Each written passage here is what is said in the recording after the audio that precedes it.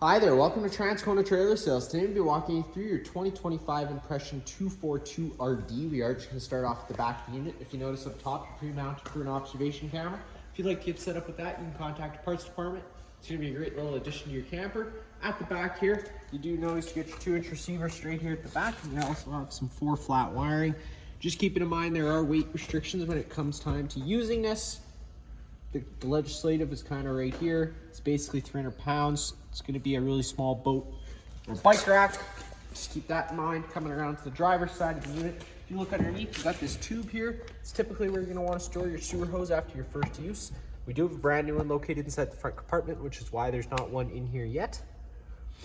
If we come up ahead a little bit more here, look down underneath. Right below the floor, you're going to notice this valve coming down. That is for your fresh tank drain.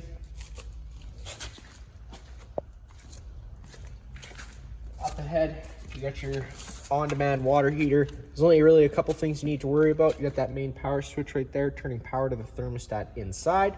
Then the only other difference is if you had a tanked water heater and did the winterization yourself, this system is a little bit different. There's no bypass valves behind the water heater. If there is, you don't touch them. You do want to run antifreeze through the system, of course, with it being off. Once you're done your winterization process completely, just crack this pressure relief valve, leave it cracked open for the duration of winter. If we come and look down below here, get your main sewer outlet. Take that, twist that off. Your sewer hose is gonna have the same ears. They just line up on the collars like so and lock into place. Once you are locked in, you got your black valve, which is this guy here. I know it has a gray end, but that will be your black tank drain. And you got your gray tank drain to the right of it. Always making sure that you do empty your black first. This is gonna be your dirtiest water filled from your toilets, and then you can come behind that with your gray, which is typically cleaner water filled from your sinks and your showers. And I'm sorry, I totally messed that up. You got your black up top, which is gonna be for your black tank. You're gonna have your gray tank and your galley tank. Always empty the black one first, which is up top, and then you can come behind that with either the gray or the galley next. Doesn't matter, it's just trying to keep that hose that little bit cleaner. And then up and above inside the fender skirt here, you're gonna have your, right here, your 2 low point drains. So if you don't want water going stale or stagnant, or you're just noticing after your winterization you wanna let out some of that antifreeze, it's gonna be the perfect place to do so. Just empties most of the fluid out of the lines. Coming up ahead, get your standard 50 amp twist lock connection. You just take a note of that stripe there. It lines up with the stripe on this side. Push it firmly into place. 8th turn to lock it in, and then you get that threaded collar to really lock it down. If you follow that cord back, you do have your standard 50 amp plug-in. Now most campsites may not have this, so that's why we do include this 30 amp dog bone adapter. Just keep it in mind whenever you are going down to 30 amps power, you're not going to be able to run both air conditioners at once. You'll only be able to run one at a time. But if you're on that 50 amp service, of course, feel free to run both at the same time. Once you do plug it into place, you get those 2 blue lights on the top telling you have a successful power source. If you were to get a red light on there, it's just letting you know that your source of power is bad. That's not a problem with the trailer. Inside this compartment, it's kind of your main water area. You get your little exterior shower here. So if you don't want to shower inside, you could shower outside. You get your black tank flush. It's very important you read the caution sticker whenever you are using that, which I do recommend using after every couple of uses of the black tank. Just keeps things that little bit cleaner.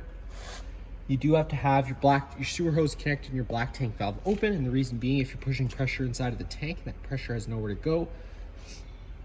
It could expand that tank to the point of cracking. And then you get your city water connection. So if you're at a site with service, thread a garden hose in there, turn it on. It's going to pressurize all those lines without needing to run your water pump. And then your fresh water connection's right next to it. Thread a garden hose in there. Again, turn it on. That's going to be what fills up your fresh tank, and that's what your water pump draws off of. You're going to notice this little hose sticking out here. It says for winterization. So with the valve open like so, of course, you're going to be drawing off this hose. So you can stick that into your pail of antifreeze. But let's say you wanted to go back to normal operation, you're just closing that valve and it will again continue sucking out of the fresh tank. Next compartment, you're going to notice there's no locks on it, just due to there is propane inside of here. Got your selector valve with it pointed this way. You're drawing off this tank counterclockwise like any standard barbecue to open up the flow of propane to the unit. And now you do have propane flowing, you're good to go. If that tank were to go empty, you just have to close it, flip this over to the other side, and you can start drawing off that tank. Around the front of the unit, pretty standard storage spot right down below here. You also get your landing control buttons here, extend, retract for hooking up.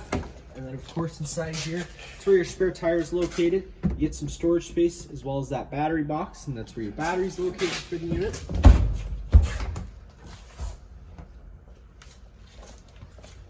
And then in the compartment on this side, you click that, you open it up.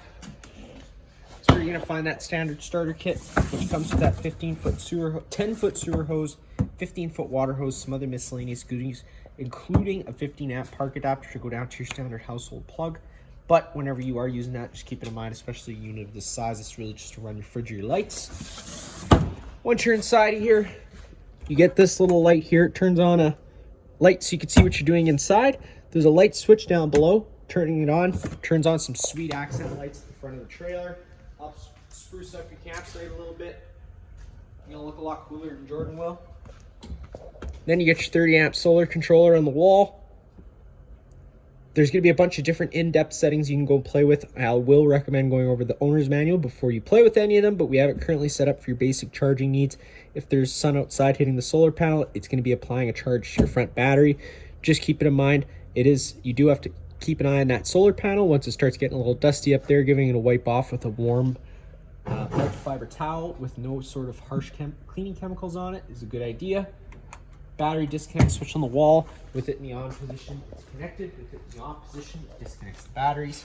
Furnace exhaust, whenever your furnace is running, this will be blowing out hot air, so just be mindful of that.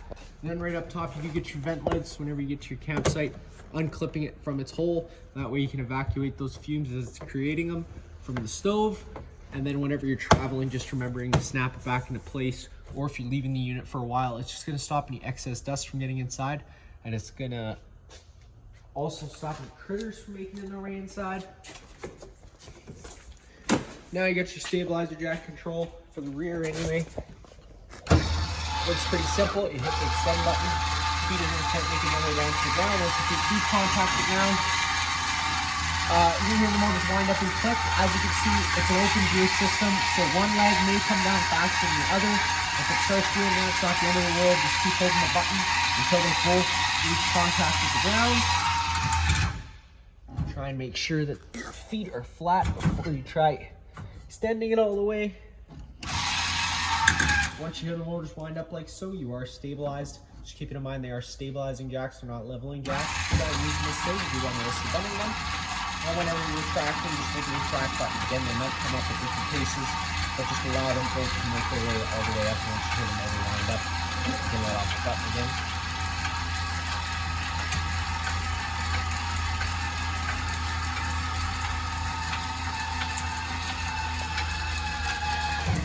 And there you go. Now for the best part, to take a step on inside, just take that assist handle, push it up, hold it 90 degrees, it'll lock in place.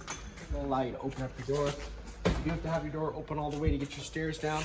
Holding on that tab allows your stairs to come down towards you. You got adjustable feet for your campsite needs. That way you can extend them in the corresponding slots for nice and level stairs. And cool is to have this black plate as close to your silver catch plate as possible. That way that door can close and open freely without any binding.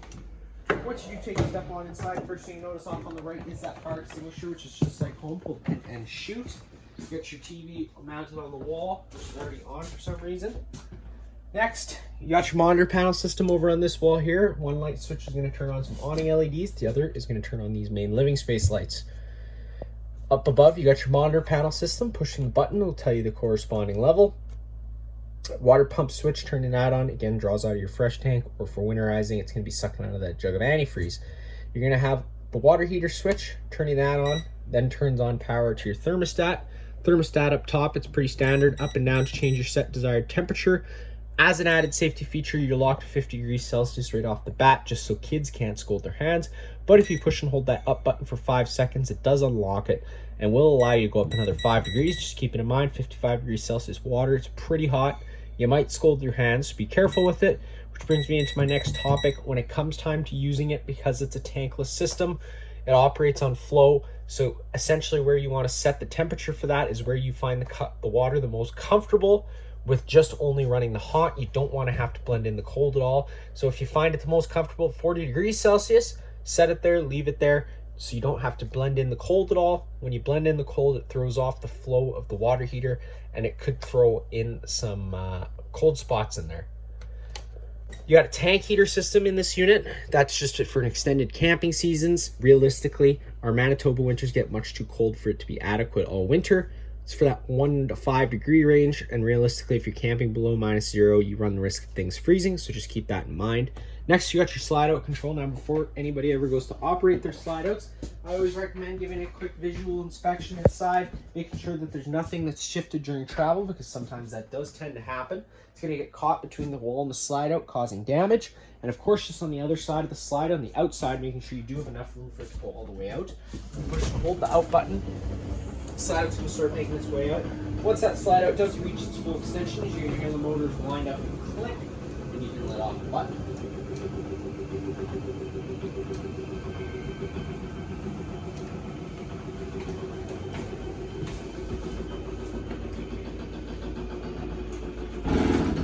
There you go, you heard the motors wind up and click, so you're at your full extension. And last but not least on this panel, you get your awning control. Push and hold the out button, the awning's going to start making its way out. Now, unfortunately, today we aren't going to have enough room to get it all the way out, just due to space. But you'll know the awning's at its full extension. You see the back of the metal tube and the little flap hang down. Now, sometimes the flap can get stuck, so you might just have to retract it a couple of feet and put it back out again to get it to come down. Now, if it were to start raining, you can take any arm, front or rear, pull down at the center like so. It's going to change the pitch of the awning head, allowing water to now run off. Now, if you like that angle better, you can do the same thing with the front arm. Just make sure that you do push both arms back to straight before you try and bring it in. That way you don't run the risk of bending anything. Whenever you have your awning out, always keep an eye on the wind speeds. Whenever they do start picking up, you're going to want to make sure you bring that awning in. That way you don't run the risk of bending or ripping anything. It gets pretty costly pretty quick. To get the awning in, it's as simple as holding the in button, making sure it's rolling the right way in, and just watch it. Once it contacts the side of the trailer, the motors will automatically cut out. And there we go. The arms contact the side of the trailer, motors automatically cut out. We'll just start off the back wall here. So you're kind of in your dinette space. Let's say you had some extra campers you weren't expecting that aren't going to sleep with you in your bed. You can pull the feet out from underneath the table, set your tabletop on its desired ledges, and you can take your back cushions to fill in the center. You'd have yourself another bed in case you needed it. Accent lighting all throughout here. You're going to find it as you're using the unit. Turn it on as you would like. All the blinds in the unit do work the same way. They just kind of sit and leave them. One quick pull will allow them to retract back up. This unit does have tons of storage inside of it. Just of course, whenever you are using it, be mindful of drains, water lines, and wiring. You're not going to be wanting to affect any of that with your things. Just put stuff in there nicely and use it as you can. Entertainment center, again, pretty self-explanatory. You got these speakers here. These are the stereo for the unit. There's going to be a mount for it in the front compartment as well, in case you wanted to move it down there. And they are removable. Again, you just have to undo the straps. And it'll allow you to unclip it. And you can take it right off, take it to the beach with you. It's just rechargeable like any standard portable speaker. It's pretty sweet that they did it this way. And then just clicking it back into place, and of course using the straps to put them back in just so it doesn't fall off. Again, you got another mount in the compartment outside on the passenger side, right up at the front there, in case you need to move it outside. USB and USB-C charging ports, again, right here, so you can plug them in if you had to. TV up top. Brings us into our kitchen area. Sink. All kind of standard things. Brings me to my stove. Now, whenever you turn the propane system off the front of the unit, it does allow air into the system. Once air makes its way in, it does have to be purged out. Quickest, easiest way to do that is by running your stove. The reason I say that is you get to decide how long the gas valve runs for and how many sequences you try and light it for. If you go to try to fire up your water heater or your furnace, those will only try lighting themselves a couple times, and if they don't light, throw a fault code if you don't know what the code means, or you don't know why it didn't light, it could throw frustration in your weekend. So again, that's why I just say fire up your stove first thing and get it over with. Turn it over to that high/light option, hit the sparker. But of course, because this is a gas stove, being safe whenever doing so, if you're running that gas valve on, always making sure you're hitting the sparker every few seconds, because if you don't, you could get a buildup of gases, and if there were to be an ignition source after that, there could cause a minor combustion. If your face is close by, it's probably going to lose some eyebrows and eyelashes, which doesn't sound fun. So just be safe whenever you're using this. If you walk by, you notice the gas valve's on, and you smell gas, don't start an ignition source. Open up some windows and vents and get some oxygen, fresh oxygen inside of here. Disperse the fumes. Come in to light your oven, same thing. Turn it over to the high/light option, push and hold the button in. Down below, there's a gas orifice. Hitting the sparker. Again, sometimes this can take a while, so be patient with it. It's just the propane trying to make its way out, or the air trying to make its way out so the propane can come through. But once you get that pilot like so, and it can hold its own without you having to hold the button in, you can turn it up to your desired temperature and it does fire right on up. On the right, you do got a control for the light switch and the illumination knobs in case you want to turn those on at night. Whenever you're running your stove, of course, we recommend running a range hood. Again, you're just evacuating those fumes as you're making them. Storage all throughout. You get your Furrion fridge on this side. Push that button in. Fridge, freezer combo. The controls for both are right down below here. All the way to the right is its coldest setting. All the way to the left is off. You got some off-grid writing here. That's just letting you know the most energy efficient setting to run it on. If you're running it off battery power, you got a charcoal filter in the top left corner. If you'd like to get set up with more of those, again, our parts department would be more than happy to help you out. Those are to help with fridge odors. Let's say you've had the fridge on for a few days, you're leaving the unit for a while, so you're turning the fridge off. It's always a good idea to allow these doors to remain open for a couple hours with some towels inside. That way you soak up any condensation that's there so you don't accelerate the growth of mold or mildew. Your sofa here also turns down into a bed. You're just having to remove the cushions from the top. Grab at the foot of the base here. Pick up, pull it towards you. It's going to fold out into a bed. Fold the two legs down right at the end. Take your back and fold that down, and you have yourself another bed. Right here, because we were talking about propane, this is where your LP detector is. If this guy does start going off, don't panic. Just turn off the main supply of propane at the front of the unit. Open up some windows and vents to get some fresh oxygen inside of here. You got your main fuse and breaker panel right here, pushing on it. Pop that guy open whenever breaker trips. It'll sit in the middle, so you just have to turn it off and then back on again to reset it. All your corresponding fuses are down below. There should be a little red indicator light letting you know which one's popped, if one has popped. Which then brings me to another point. It's going to be a good idea to carry a few extra fuses with you whenever you do go camping. Sometimes they can pop for the weirdest reasons. It's always good just to have a couple spares in case. On the wall, you got two thermostats. I'll go over one just because they do both operate the same way. This front one is going to operate only your front air conditioner. Works the exact same way as this one. This one, you push the button once, it illuminates itself. Push it again, you go into your different modes. So you turn it over to the cool, hit the enter option. Then you choose your fan speed. I always recommend it with the auto on there. That way it creates an on-demand system, so it'll only kick in and out as needed. So if the room's 74, we want it down to 63. Once it reaches 63, it'll automatically kill the air conditioner. You can run that fan manually on either high or low. But the only difference is that fan is going to run continuously on the air conditioner until you actually manually turn it off. After cool, one more crank to the right, that'll bring you over to heat. Now it's going to tell you electric or furnace. No matter which one you put it on, it just turns on your furnace. Your furnace again runs off propane. Even if it says it's on electric, it's still running off propane. Moves all its air through the floor portals you have throughout the unit. There is only one fan speed. And whenever you after turning it on, once you turn it off, it does run for an additional 3 minutes to allow itself time to cool down. Cool feature these new Colemans have, it's a cool plus heat option. But it's going to be very important that you do use the auto function for this, so that way it can kick in or out whatever is needed. But if the room's 74 and we have it set to 72, in this situation it's going to kill your furnace, fire up your air conditioner. But if it was 76, if the room was 70 and we had it set to 72, it would kick in the furnace automatically.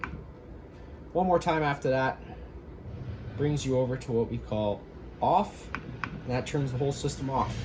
Again, this one's gonna work the same way, but it is only hooked up to that one air conditioner right up there at the front. Inside the bathroom, opening up the door, the light switch is on your left. Typically, it's pretty much your standard bathroom, sink, toilet, stuff like that. Except on the wall, you got your main GFI plug. If you ever have an outlet that doesn't work, this would be the first place I would check. Just make sure that the system isn't tripped. Sometimes they can trip for the weirdest reasons. Just make sure that there's no red light there. Last but not least, taking a step on into the bedroom. Light switch on the right. This is a versatile bed, so you can either move that bed mattress up, or you can put it down, whatever you prefer. Tons of storage all throughout. If you wanted to mount a TV in here, this is gonna be the best place to do so, as there is a little backer reinforcement plate here. Up top, you get your coax outlets. There's this little black button. Turning that black button on turns the green light on, supplying power to the antenna up top. It's going to also improve radio frequency and cell phone frequency, so I do recommend leaving it on during camping. But whenever you're not using it, try and remember to turn it off, as it does draw battery power. Now up top, you got your air conditioner. Both air conditioners are going to have these filters. This one's just easier to access. Pull on those tabs, this screen pops out of the way. This removes out of its thing. This is the intake screen for the air conditioner, so it's going to get dusty over time, so it's always a good idea to give it a blowout with some compressed air every once in a while. Keeps the flow that much better, and then you can snap that back into place. And now again, with both air conditioners, you got a few different options. You can run these louvers open, in which case it's called a quick dump. It's going to dump all its air into whatever space it's in, whether it be up here in your bedroom or down below in the main living space. Or you can close these louvers and it'll push its air through the ceiling ducting you have throughout the unit. Other than that, again, pretty standard bedroom. Plugins on either side of the bed, USB, USB-C, all that sort of fun stuff. You get your main fire exit for the unit up top here. You get this little red tab, pull it, the screen's gonna pop out of the way. In that case, you can take this handle, push it out, hop on out of the unit. Of course, try to go feet first, as especially this is being a fifth wheel, you got a pretty high hop down. But if there is a fire, just trying to get out as quickly, as safely as possible. If you grab the foot of the bed and pick up, you get a massive little storage space under here for any other extra stuff you wanted to put away. And then you do get a beautiful closet. Now you are pre-mounted, pre-plumbed and pre-wired for a washer dryer combo. If you'd like to get set up with that, again, just contact the parts department. They'd be more than happy to put together a quote for you. But it does go right down below here. But it's very important you take note that there is two lines here. You got to make sure you winterize these guys if you're doing it yourself. Remember to winterize these guys. Failure to do so, you could have a crack because there is water. Even if you don't use it, there's water that still goes through those lines during summertime. So again, just remembering to winterize those if you're doing it yourself is a big note. Other than that, that is it for this unit here. If you have any other questions, feel free to give us a call.